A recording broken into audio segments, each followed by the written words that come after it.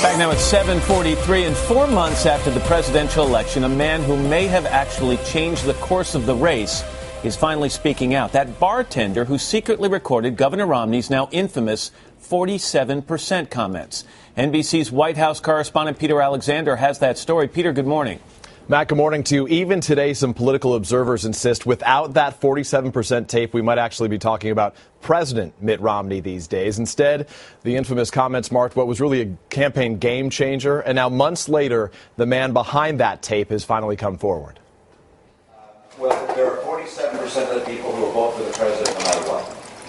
All right, there are 47% who are with him, who are dependent upon government, who believe that they're victims. The man behind that secret Romney recording is Scott Prouty, a bartender at that private Florida fundraiser last May. I was behind this whole thing. Speaking publicly for the first time Wednesday, Prouty, who says he's a registered independent, told MSNBC's Ed Schultz he arrived at the dinner that night with an open mind. I was interested to hear what he had to say.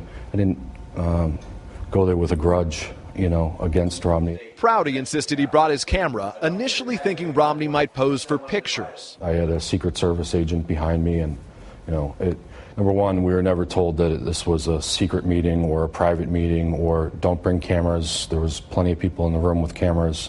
At this point, I realized that this was not your typical speech. For 2 weeks, Prouty says he struggled over whether to go public with the tape, before he says he finally decided he had no choice. I felt an obligation for all the people that can't afford to be there. You shouldn't have to be able to afford $50,000 to hear what the candidate actually thinks.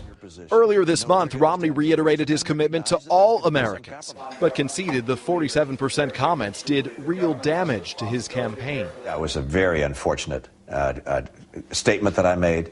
It's not what I meant. I didn't express myself as I wished I would have.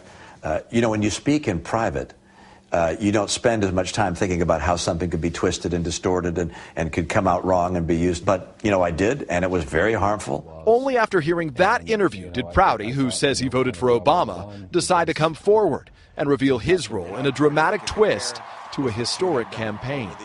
I had no idea it was going to be this big thing that it turned out to be.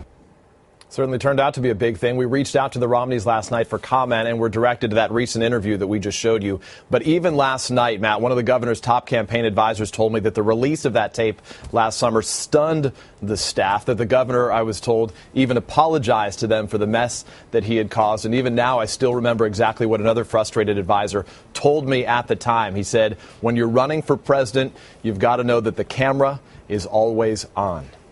All right, Peter Alexander in Washington. Peter, thanks very much.